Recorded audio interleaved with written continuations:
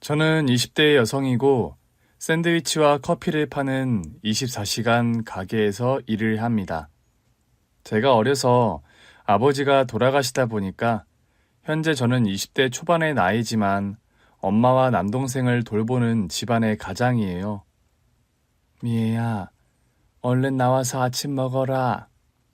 네, 잠시만요. 나갈게요. 여느 날처럼 출근 준비를 하다가 저는 화장실에서 충격을 먹은 상태였습니다. 혹시나 하고 임신 테스트기를 해봤는데 선연한 두 줄이 나왔고 저는 혼자 욕실 안에서 저도 모르게 비명을 지르고 말았어요. 미애야, 무슨 일이야? 바퀴벌레라도 나왔니? 아니에요, 엄마. 누나 변비야? 왜 이렇게 오래 걸려? 빨리 좀 나와라. 나도 씻고 아침 좀 먹게. 남동생이 욕실 문을 쾅쾅 두들겨대며 성화를 부리는 통에 저는 겨우 찬물 세수를 하고 정신을 차린 다음 임신 진단 시약을 타월에 똘똘 말고 밖으로 나왔습니다. 타월은 왜 가지고 나와? 빨 거면 이리 줘. 엄마가 세탁기 넣어둘게. 아니야, 엄마. 나 머리 물기 덜 닦았어. 후다닥 방 안으로 들어와서 임신 테스트기를 가방 안에 집어넣었습니다. 그나저나 두 다리에 힘이 풀리고 가슴이 두 방망이질 쳐서 곧 쓰러질 것만 같더군요. 내 나이 이제 겨울 22살. 거기다 나만 바라보고 사는 아픈 엄마와 남동생. 이런 상황에 혼전 임신이라니 세차게 도리질을 해봐도 눈앞에 선연이 떠오르는 건 방금 전에 테스트해봤던 임신 진단 시약의 선연한 빨간색 두 줄이었죠. 그래도 출근 시간이 빠듯한 상황이었고 저는 대충 옷을 챙겨 입고 밖으로 나왔습니다. 너 좋아하는 참치 김치찌개 끓여놨다. 얼른 한술 뜨고 가. 오늘 병원에 입원할 사람이 무슨 아침을 차려요. 내일 지구가 무너져도 한 그루의 사과나무를 심는다는 사람도 있는데 난 사과나무 대신에 내 새끼들 아침밥 차려주자 주의니까. 암튼 우리 엄마 못 말린다니까요. 그런데 생전 그런 일이 없었는데 김치찌개 냄새를 맡고 있으려니 참을 수 없는 구역질이 몰려오더라고요. 이게 예전에 듣기만 했던 입덧이라는 건가 싶어서 저는 괜히 엄마 눈치를 보게 되더군요. 왜 그래? 아침부터 웬 헛구역질이니? 어젯밤에 야식을 먹고 잤더니 체한 것 같아요. 소화제라도 하나 먹어볼래? 아니에요, 엄마. 저 오늘은 아무래도 그냥 출근할게요. 종일 서서 일하는 애가 아침 굶고 가서 뭔 힘을 써. 난 걱정 말고 엄마 오늘 입원 준비나 잘해요. 오늘 퇴근하면 바로 엄마 병원으로 갈게요. 그럼 이거 밥값 가지고 가. 또 가게에서 파는 샌드위치로 대충 때울 생각 말고. 엄마도 참 이럴 돈 있으면 병원 갈 때 택시비로나 쓰셔요. 저는 엄마가 내미는 10,000원짜리 한 장을 도로 엄마 몸빼 주머니에 넣어드리며 도망치듯 집을 나왔습니다. 금방이라도 토할 것 같은 메스꺼림을 참느라 혼났죠. 저는 집 밖에 나오자마자 동네 골목 구석에 아침부터 오바이트를 하고 말았어요. 개원했는데도 딱히 나오는 것도 없고 신물만 잔뜩 올라왔습니다. 저는 전철역에 가는 길에 당장 남자친구 현우에게 전화를 걸었습니다. 미애야, 굿모닝. 아침부터 어쩐 일이야? 지금 아침 인사할 때가 아니야. 우리 진짜 큰일 났어. 무슨 일인데 그래? 엄마가 또 많이 편찮으셔? 넌 의대생이란 애가 말귀 하나 못 알아먹니? 우리가 큰일 났다고. 왜 고함까지 지르고 그래? 미애 너 나한테 뭐 화난 거 있냐? 그래, 너한테 화나 죽겠다. 야, 정현우, 나 임신이래. 뭐라고? 임신? 너 그거 진짜야? 뻥 아니야? 아침부터 입에 단내나게 출근하는 내가 할 일 없어 그런 뻥을 치냐? 너 지금 출근 중이라고 했지? 내가 너 일하는 가게로 당장 갈게. 남자친구에게 임신 사실을 전화로 통보하고 가게로 출근하는 길. 발걸음이 어느 때보다 무겁더군요. 10,000원 전철 안에 겨우 몸을 비집고 들어갔는데 문득 임산부 배려석이 눈에 딱 들어오는 겁니다. 평소 같으면 자리가 비었어도 무시하고 넘어갔을 자리였지만 저는 저도 모르게 그 임산부 배려석으로 가서 털썩 앉았습니다. 그때였어요. 한 나이 지긋한 아저씨가 다가오시더니 젊은 여학생이 염치도 없이 여기 임산부 배려석인 거 몰라? 아는데요. 알면서 어린 학생이 뻔뻔하게 임산부 배려석에 앉아있어? 얼른 일어나지 못해. 학생 같은 비양심들 때문에 진짜 임산부들이 서서 가는 참사가 일어나지. 정말 아닌 밤중에 홍두깨도 유분수지. 저를 어린 학생으로 오해하고 임산부 배려석에 앉았다고 욕을 퍼붓는 아저씨였습니다. 전철 안 사람들의 시선이 한 큐에 저에게 쏠리더군요. 저는 뭐라고 발악하니 대들까 하다가 가방 안에 들어있는 임신 진단 키트를 말없이 꺼냈어요. 아저씨, 보이시죠? 여기 2줄요. 저도 오늘 아침에 알았네요. 제가 임신한 거. 아저씨는 임신 진단 시약의 2줄을 보더니 당혹감을 감추지 못하고 뭐 저런 황당하다는 듯 혀를 차며 다른 칸으로 옮겨가 버리시더군요. 참 재수없다 생각할 수 있는 그날 아침의 사건은 그날 밤에 있을 사건의 예비 전주에 지나지 않았습니다. 그날 저는 원래 예정이 없던 야간 아르바이트를 하던 중이었어요. 같이 일하던 아르바이트 여자애가 아니, 오늘 저 대신 야간 업무 좀 봐주시면 안 돼요? 오늘? 나도 엄마 병원 입원하셔서 일찍 가봐야 하는데. 오늘이 저 키워주신 할머니 팔순 잔치라 그래요. 언니, 제발 한 번만요. 네? 어쩔 수 없이 동료 여자애의 부탁을 들어줬고 저는 좀 늦은 시간까지 샌드위치 가게에서 일을 하고 있었습니다. 여기 하미애라는 아가씨가 누구죠? 제가 하미애인데요. 누구세요? 잔뜩 찡그린 얼굴에 좀 부티나는 아주머니 한 분이 매장 안으로 들어오시더군요. 처음엔 인상이나 분위기로 봐서 뭔가 저희 가게에 컴플레인을 하러 온 고객인 줄 알고 저는 매대 밖으로 나가서 일단 정중하게 사과부터 하려고 했습니다. 어쩐 일인데 그러세요, 손님? 혹시 뭐 마음에 안 드는 일이라도 있으셨나요? 참나, 내가 지금 손님으로 보여? 그럼 어쩐 일로... 정현우, 나 현우 엄마 되는 사람이야. 네? 현우 어머니요? 현우 어머니께서 여긴 어쩐 일로 오셨어요? 어쩐 일로 왔는지는 누구보다 아가씨가 더 잘 알 것 같은데. 그러면서 저에게 아기 초음파 사진을 냅다 면전에 던져버리는 시어머니였습니다. 손님들과 같이 일하는 동료 남자애가 무슨 일인가 힐끔거리고 난리가 났죠. 저는 매장에서 이러다간 정말 큰일 나겠다 싶어서 일단 아르바이트 동료 남자애에게 양해를 구하고 매장을 빠져나와 근처 카페로 갔습니다. 죄송합니다. 오늘 저를 보러 오시는 줄 전혀 몰랐어요. 나도 모를 뻔했어. 오후 나절에 우리 아들 가방 안에서 이 엄청난 걸 보지 못했으면.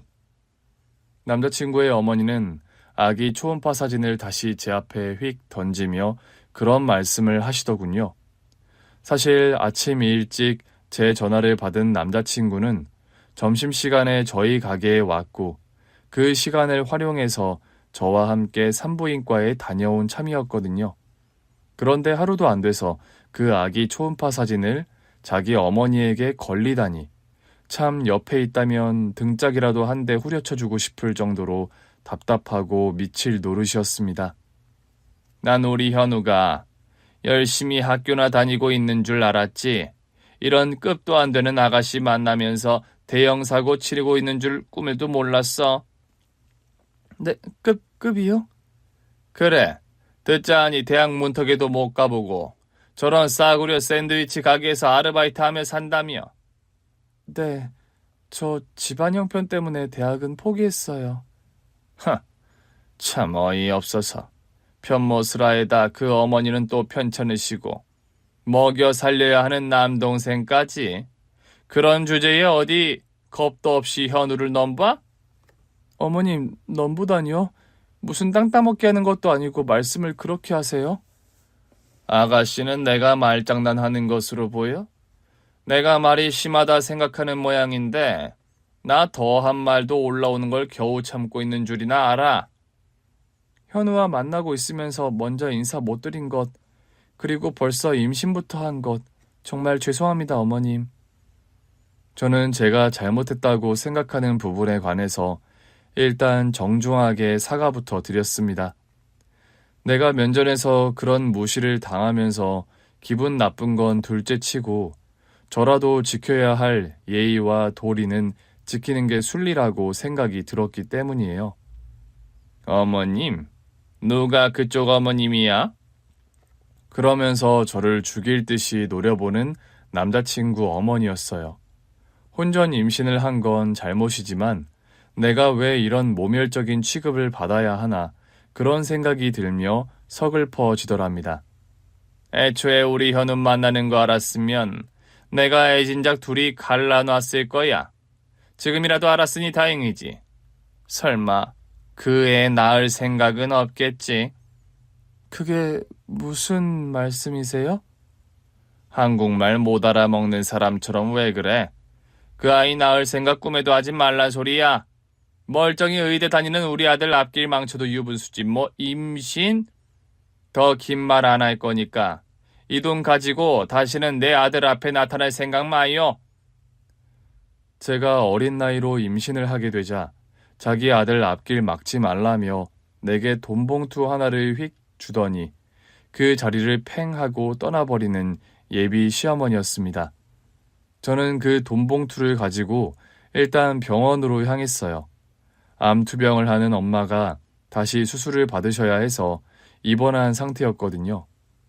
누나, 왜 이렇게 늦게 왔어? 일이 갑자기 바빠져서. 엄마는 주무시니? 수액 맞고 일찍 잠드셨어. 수술은 내일 모레 할 거래.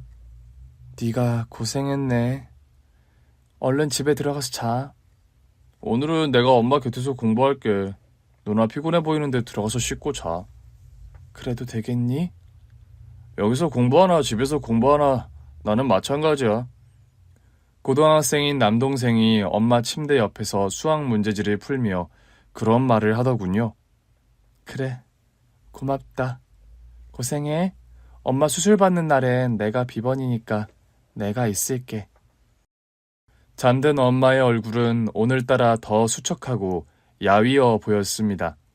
병원에서는 이번 수술이 고비라고 했는데 과연 엄마가 잘 버텨낼 수 있을지 마음이 무거웠어요.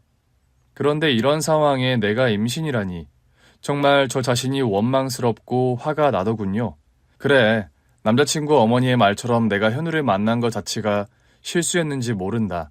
촉망받은 의대생 남자와 보잘것없는 소녀가장 여자의 만남이란 게 어찌 보면 결론이 뻔한 건데 나는 겁도 없이 임신까지 한 걸까.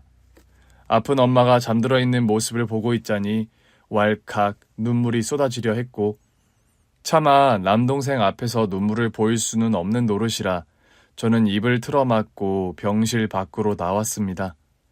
병원 로비에서 남자친구 어머니가 준 돈봉투를 그제서야 열어보았어요. 남들에게는 푼돈, 나에게는 거금인 수준인 딱 그 정도의 돈이었습니다. 그래도 그 돈이면 엄마의 밀린 병원비 석 달치를 해결할 수 있겠다는 생각이 그 와중에도 들었습니다. 차라리 이 돈으로 밀린 병원비 내고 정말 현우와는 끝내버릴까? 그런 모진 생각을 하면서 병원 수납처의 창구를 똑똑 두드리려는데 남자친구가 헐레벌떡 병원으로 뛰어 들어오더군요. 미애야, 너 이 시간에 여길 어떻게? 가게에 가봤는데 너 퇴근했다고 해서 오늘 어머니 입원하시는 날이잖아. 나 지금 뭐 하려던 중이게? 제 질문에 남자친구는 영문을 모르겠다는 표정으로 저를 보더랍니다. 나 니네 엄마한테 받은 돈으로 우리 엄마 밀린 병원비 내려던 참이야. 뭐? 우리 엄마가 너한테 돈 봉투를 주셨니? 그래, 잘난 네 앞길 망치지 말고 나한테 사라져 주시라더라. 저는 그 돈 봉투를 남자친구 면전에 던져버리며 일가를 날렸어요. 나도 우리 엄마한테는 귀한 딸이고 공주님이야. 우리 집이 가진 거 없다는 이유로 내가 이런 취급 받으면서까지 너 만나고 싶지 않아. 미애야, 우리 엄마가 혼전 임신 사실을 알고 충격 먹으셔서 그래. 내가 어떻게든 엄마는 설득시킬 테니까 화 풀고 내 말부터 들어, 어? 필요 없어. 벌써부터 날 이런 취급하시는데 너랑 결혼? 나도 싫어. 너도 공부해야 해서 앞길이 구말리겠지만 나 역시 우리 엄마 항암 치료에 수술도 해야 하고 남동생 공부도 시키려면 갈 길이 멀고 창창하다고. 미애야, 미안해. 엄마가 널 진짜 찾아갈 거라고는 내가 생각을 못하는 바람에 내가 엄마를 막았어야 했는데 정말 미안하다. 아니, 그런 말도 이젠 듣기 싫어. 그냥 우리 헤어지자, 현우야.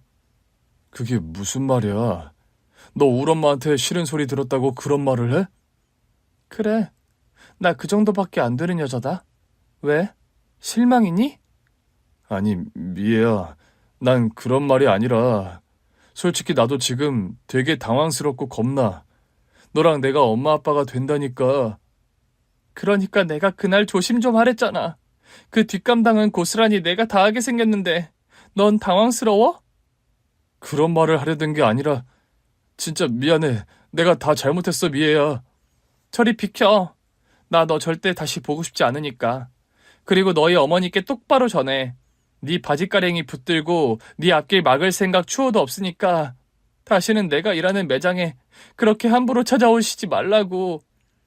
저는 그날 남자친구에게 이별을 고하고 집으로 돌아왔습니다. 저녁도 안 먹은 상태라 온몸에 힘이 없어서 햇반 하나를 돌려서 밑반찬을 꺼내 먹으려는데 그마저도 구역질이 쏠려서 한 숟갈도 못 먹겠는 겁니다. 배는 고픈데 뭘 먹지는 못하겠고 정말 돌아버리겠네. 욕실 바닥에 주저앉듯 무너져 앉아있는데 문득 서러운 기분이 왈칵 들면서 눈물이 펑펑 흐르더군요. 화가 나고 저에게 상처를 준 건 남자친구 어머니였는데 애먼 남자친구 현우에게 화풀이를 했다는 생각이 들면서 마음이 아파왔어요. 거기다 수술을 앞둔 엄마가 제 임신 사실을 아시면 얼마나 실망하실까 싶은 생각까지 들자 정말 딱 아무 생각이 들지 않더라고요. 그나마 그날 엄마가 입원하셔서 집에 아무도 없다는 사실이 얼마나 다행스러웠는지 모릅니다. 남동생이나 엄마 눈치 안 보고 꺽꺽 소리내며 울 수 있다는 사실에 그나마 안도하면서 욕실 바닥에 주저앉아 하염없이 울고 있을 때였습니다. 띵동 띵동 초인종이 울려서 누구지? 하며 저는 현관문으로 갔습니다. 울음 섞인 목소리로 제가 누구세요? 나 현우 엄마야. 저를 찾아와서 돈 봉투를 집어 던졌던 남자친구 어머니가 다시 우리 집에 오다니 저는 기함하듯 놀란 게 사실이었죠. 아니 매장까지 찾아와서 그 난리를 부렸으면 됐지. 집까지 찾아와서 행패를 부리려는 심산일까? 싶은 생각에 더럭 겁이 나더군요. 저희 집까지 대체 기별도 없이 어쩐 일이세요?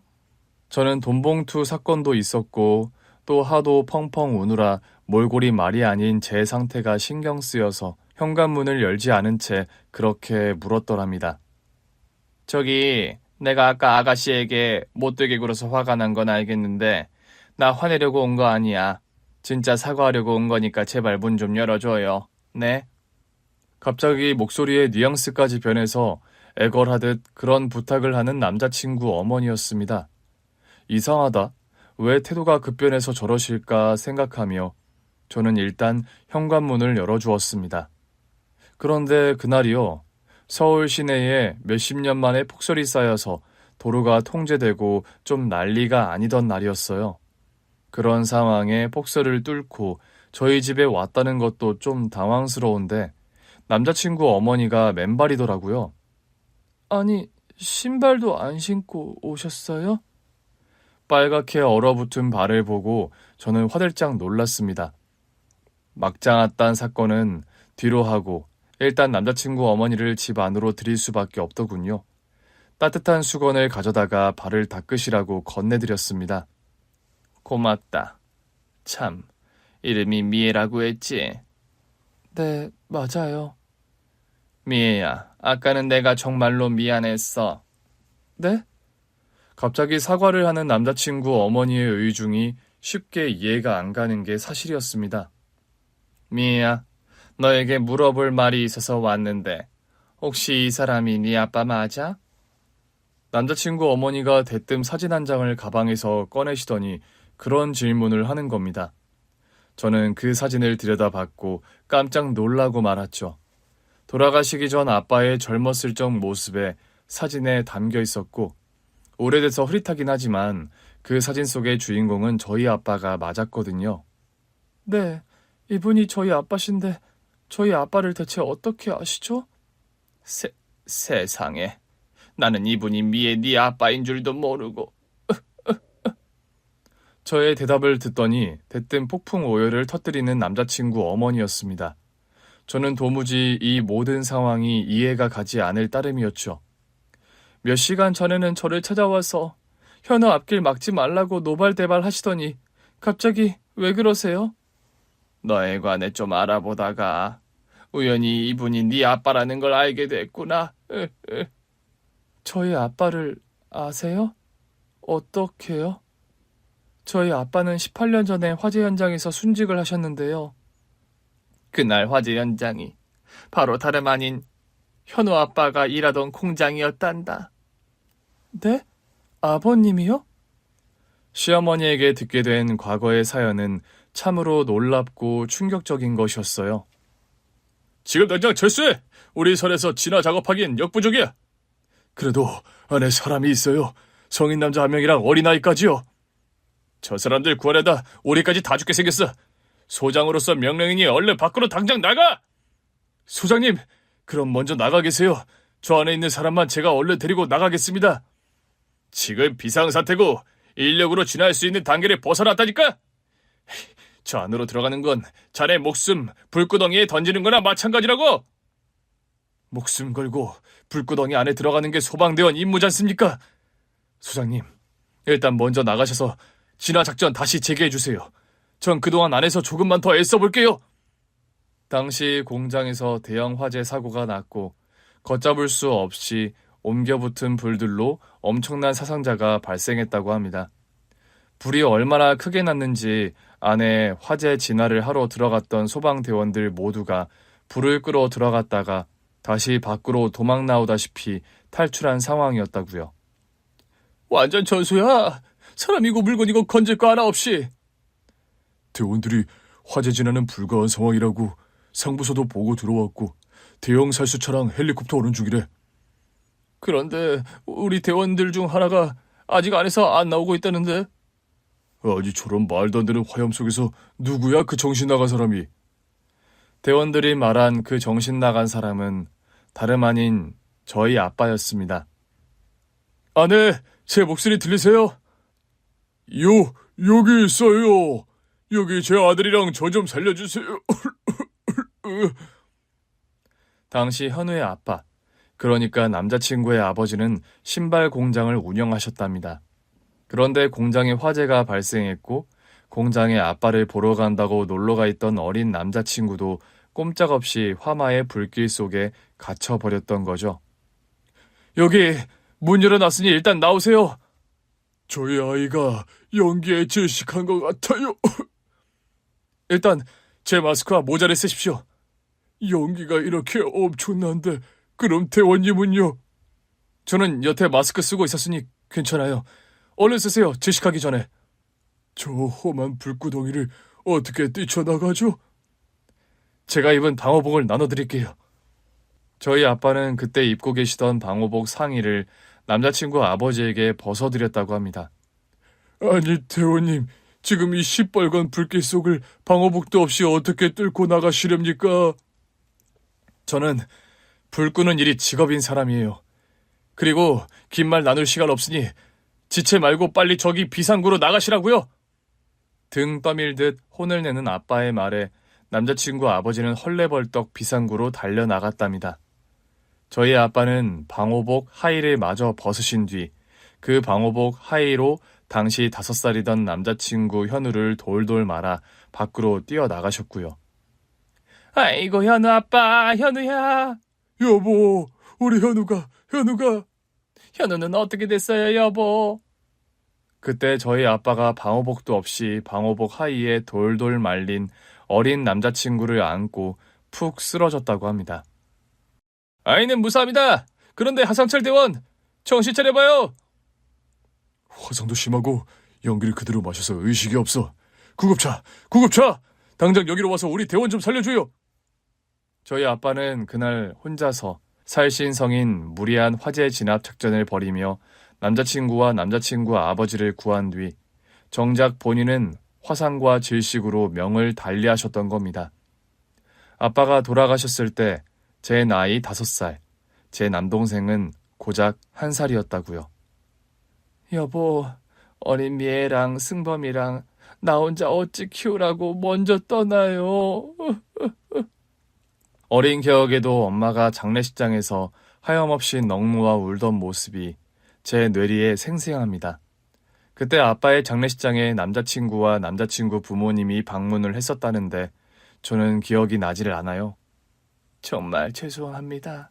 저희 남편과 아이를 구하시느라 이댁 남편분께서 명을 달리하셨어요.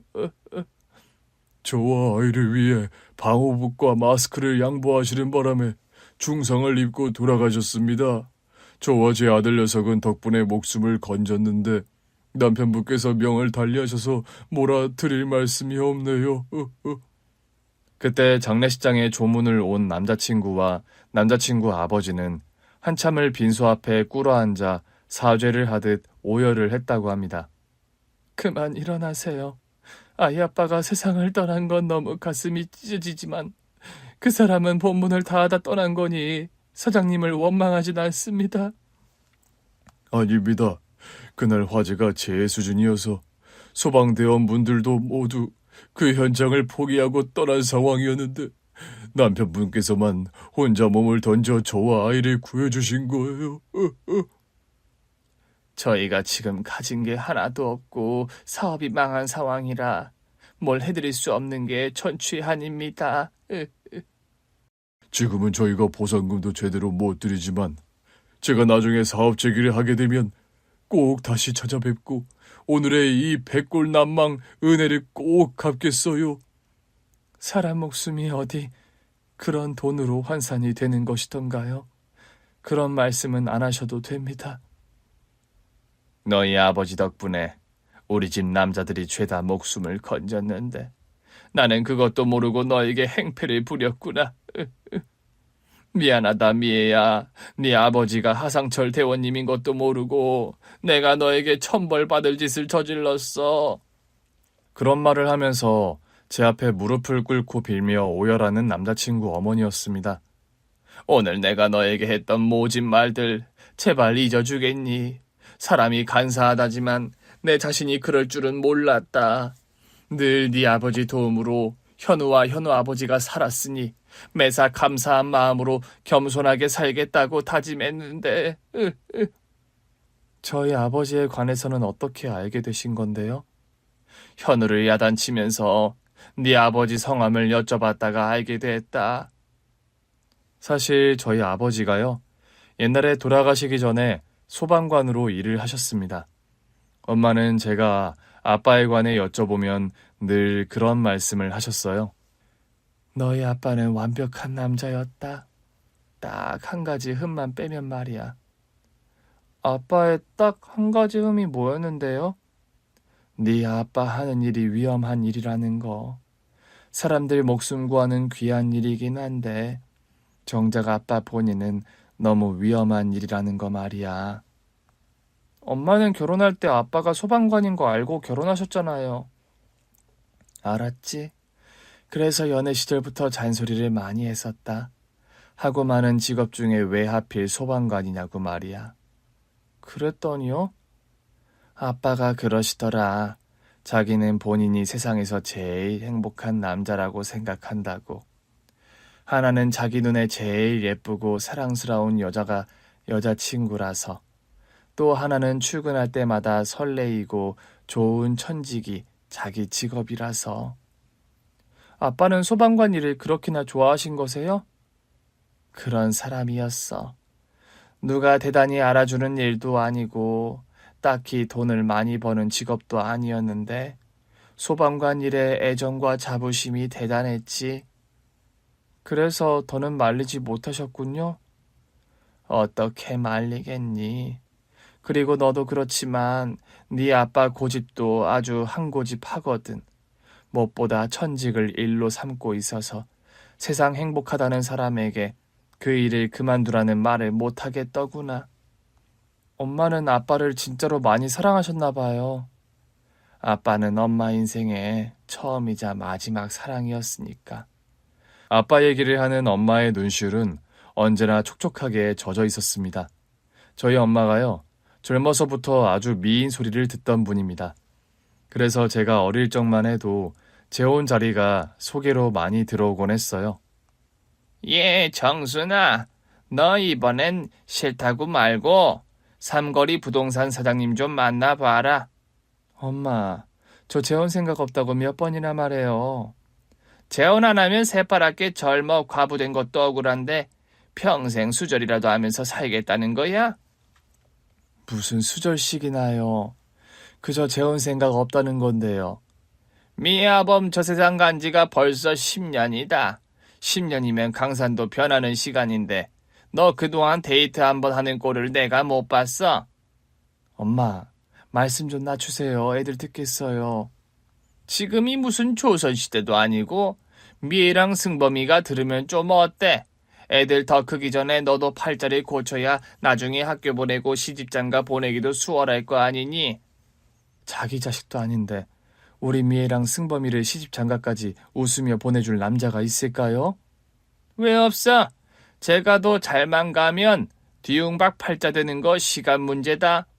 삼거리 부동산 사장님이 몇 년 전부터 너한테 목을 매는데 왜 눈길 한번 안 주고 그래? 사람 마음이 뭐 억지로 되는 건가요? 부동산 사장만한 재혼 자리가 어딨다고 그래? 사별해서 혼자 살지 슬하에 딸린 자식 없지. 재산 빵빵하지. 너 좋다 그러면서 미애랑 승범이도 지 자식처럼 키우겠다는데 싫다는 이유가 대체 뭐야? 엄마, 전 이 생의 남자는 그저 미애 아빠 한 명이면 좋게요. 아유, 복장 터져서 정말. 내 그 소리 왜 이번에도 안 나오나 했다. 춘향이처럼 산다고 누가 알아주니? 떡이 나와 밥이 나와. 아무것도 안 나오는 거 저도 알아요. 알면 그러니 우리가 가진 재산이라도 많으면 내가 이리 닥달 안 한다. 너나 미애나 승범이 미래가 걱정돼서 그러는 거 아니야? 삿입에 거미줄 치겠어요? 저 아직 젊고 건강해서 밥벌이는 하고 미애 승범이 똘똘하게 잘 크는데 뭐가 걱정이에요? 넌 어디 평생 건강하고 젊다니? 자식들은 품 안에 자식이라는 말이 괜히 나와? 딸은 시집가면 그만이고 아들은 장가가 뭐야? 여자친구 생기면 그만인데. 너 네 노후는 어찌하려고? 내일 어떻게 될지 모르는 게 사람 인생인데 엄마 무슨 벌써 노후 타령이세요. 자꾸 사람 엮지 마세요. 저 재혼 생각 절대 없으니까요. 열려놨다. 아주 그냥 춘향이가 울고 가지. 제가 어린 시절 그런 타박과 잔소리를 일삼던 외할머니의 카랑카랑한 음성이 여전히 귀에 생생한 저입니다. 엄마는 화재사고로 순직한 아빠를 평생 마음속에 고이 품고 살아오신 분입니다. 재혼은 물론이거니와 다른 남자를 애인으로 삼은 적도 없이 그 긴 세월 먼저 떠난 아빠만을 그리워하며 살아오신 분이죠. 우리 현우랑 현우 아빠 살린다고 네 어머니가 고생 많이 하셨을 거야. 어머님 건강 안 좋다고 하던데 어떠시니? 내일 모레 수술 들어가세요. 1년 전부터 대장암 투병 중이셔서요. 미애야, 너희 어머니 입원한 병원이 어디야? 남자친구 어머니는 엄마가 입원한 병원을 물으시더니 다음날 당장 병원에 찾아오셨더랍니다. 시아버지와 남자친구까지 함께 대동한 채였죠. 저나 엄마나 깜짝 놀라긴 마찬가지였습니다. 아니, 대체 누구시길래 여기로 오셨어요? 미애에게 아직 얘기 못 들으셨어요?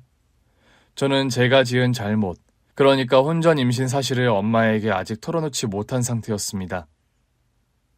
우리 미애에게 남자친구가 있다는 건 알고 있었는데 혹시 현우 부모님이세요? 맞습니다, 사부인. 저 현우 엄마이고 이 사람은 현우 아빠예요. 안녕하세요, 사부인. 그렇게 큰 은혜를 입어놓고 당사자가 이리 가까운 곳에 있는지도 모르고 지내왔습니다. 어머니 안녕하세요.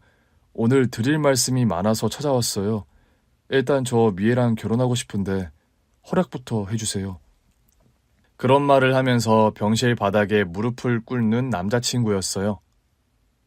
아니, 현우야. 너 대뜸 석고되지 않은 사람처럼 뭐 하는 거야?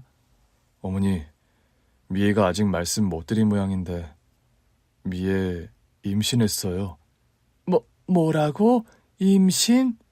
엄마, 잘못했어요. 걱정시켜드려서 죄송해요. 그래도 어머니, 더 이상은 걱정 안 시켜드리게 결혼해서 미애와 아기 책임지겠습니다. 그러니 너무 미애 혼내지 마세요, 어머니. 저희가 얼마 전에 사업에 제기를 해서 애들 뒷바라지 할 형편 충분히 되니까 부디 너그러운 마음으로 결혼 허락해 주세요, 사부인. 아니 대체 이게 무슨 일이야? 미애야, 이게 다 사실이란 말이니? 너 그래서 며칠 전부터 음식만 먹으면 헛구역질했던 거야? 아이고 세상에. 엄마는 너무 놀라서 저를 뚫어지게 쳐다보셨습니다. 엄마, 미안해요. 내가 엄마 실망시켜드리면 안 되는데. 엄마가 뭐라고 말씀하시려는 찰나 남자친구 아버지의 카운터 펀치가 날아들더군요. 그리고 사부인, 알고 보니 미애 아버님께서 과거에 저와 현우를 구해주신 은인이셨습니다. 자꾸 왜 믿기지 않는 소리들만 해대는 거죠? 하도 깜짝 놀랄 얘기들만 쏟아져 나오니 내가 수술 앞두고 정신이라도 오락가락하는 것 같네요. 엄마는 지금 그런 게 아니라 진짜 다 사실을 듣고 계세요. 옛날에 장례식장에서 저랑 현우 아빠 기억 안 나세요, 사부인?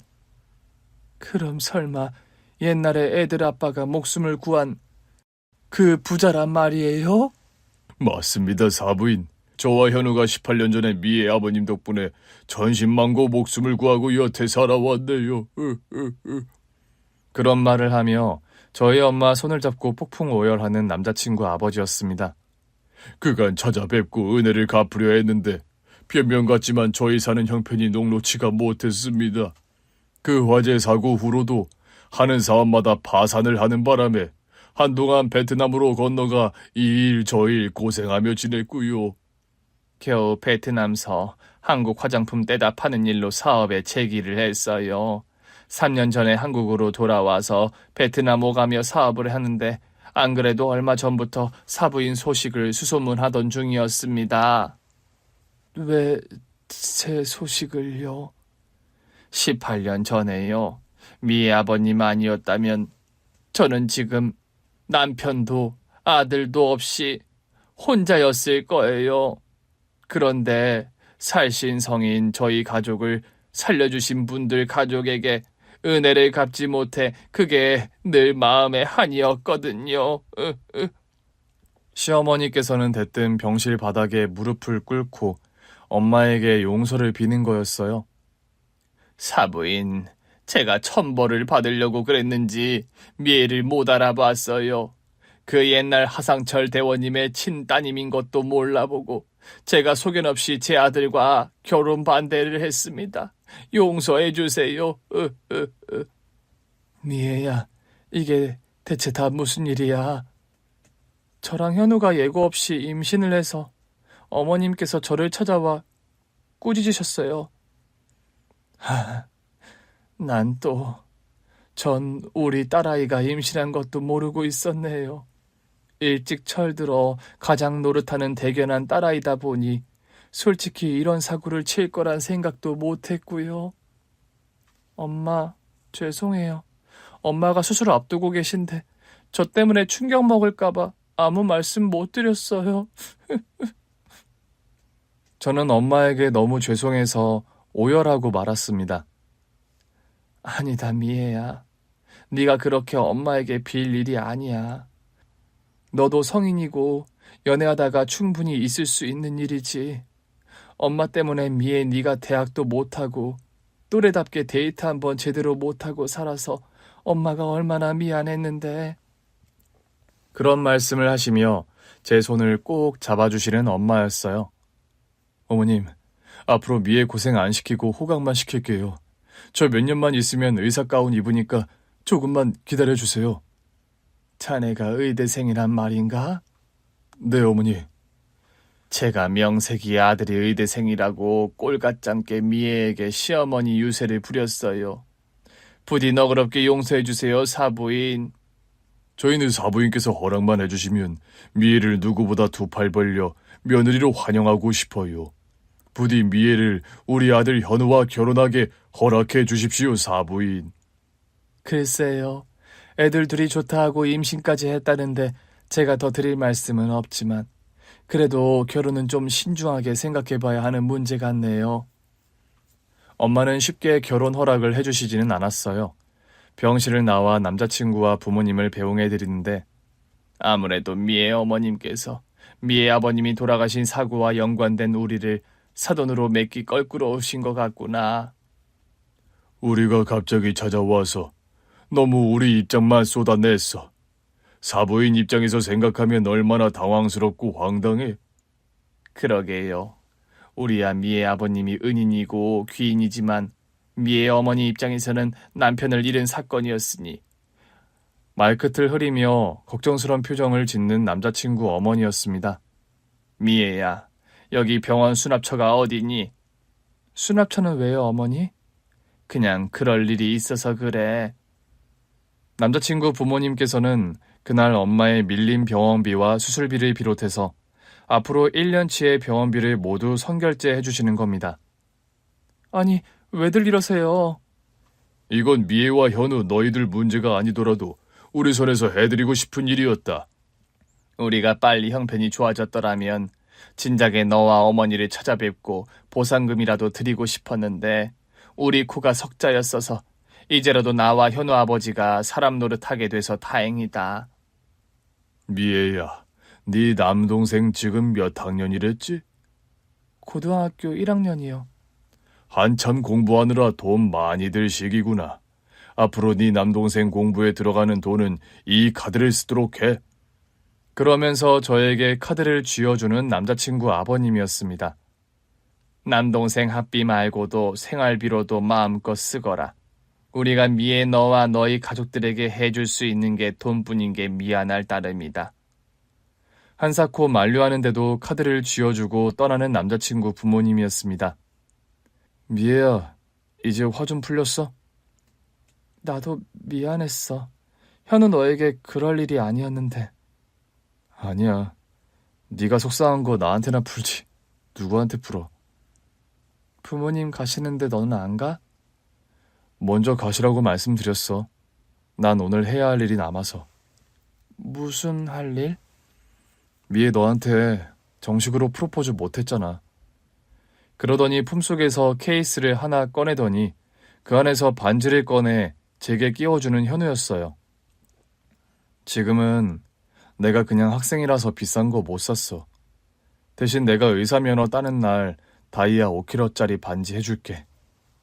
됐어. 5kg짜리가 얼마나 큰 건지도 모르겠다 나는. 미애야, 어차피 난 너와 결혼할 거라고 오래전부터 결심했어. 단지 네 뱃속 아기가 먼저 생겨서 앞당겨졌을 뿐이야. 예상보다 좀 빠르긴 하지만 나와 결혼해 줄래? 병원 로비. 점심시간이라 사람들이 북적이는 시간이었어요. 사람들 사건을 의식하지 않고 로비 한가운데서 무릎을 꿇고 저에게 청혼하는 남자친구였습니다. 저도 모르게 눈물이 왈칵 쏟아지더군요.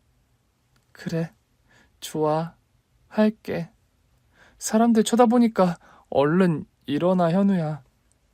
남자친구 손을 잡고 일어서려는데 익숙한 얼굴 한 명이 저희를 보며 웃고 계시더라고요. 너희들 참 못 말리는 커플이구나. 엄마, 언제 나왔어요? 어머님, 이렇게 나와서 돌아다니셔도 돼요? 아직 수술 전인데 못 돌아다닐 건 뭐니? 현우, 너 지금 프로포즈 한 거야? 네, 어머니. 부모님 일로 소란스럽다 보니까 정작 미애한테 제대로 프로포즈도 못해서요. 그런데 어머니 허락도 못 받았는데 죄송합니다. 아니다. 너 하는 거 보니까 우리 미애 너한테 줘도 될 것 같은 생각이 드네. 어머니, 그럼 저랑 미애 결혼 허락하시는 거예요? 이미 내 딸 뱃속에 손주가 자란다는데 어쩌니. 허락 안 하고 백이요? 감사합니다. 감사합니다, 어머니. 어머니, 저 병실까지 업어드려도 될까요? 뭐라고? 농담이 지나치다. 내가 몇 킬로인데 병실까지 나를 업어. 미애나 어머님이나 날씬하셔서 제가 얼마든지 업어드리죠. 미애랑 어머님 두 사람 다 업을 수 있는데요. 현우는 됐다고 손살에 치는 엄마를 번쩍 업어들고 병실까지 모셔다 드리는 겁니다.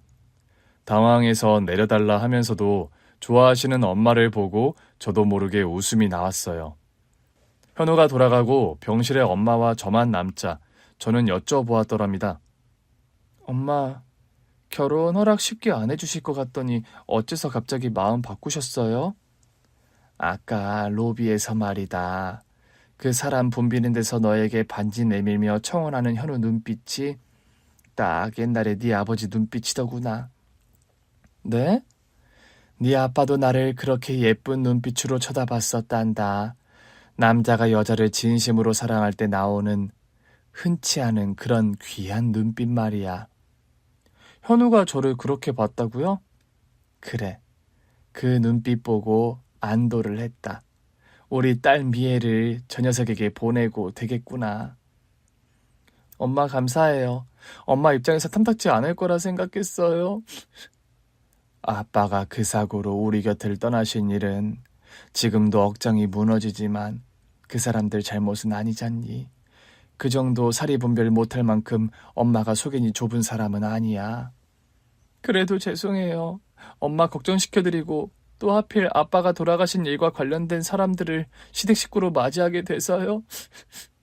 아니다. 이게 대체 무슨 인연인가 싶었는데 생각해보면 다 필연 같기도 하고 예사 인연이 아닌 듯 싶다.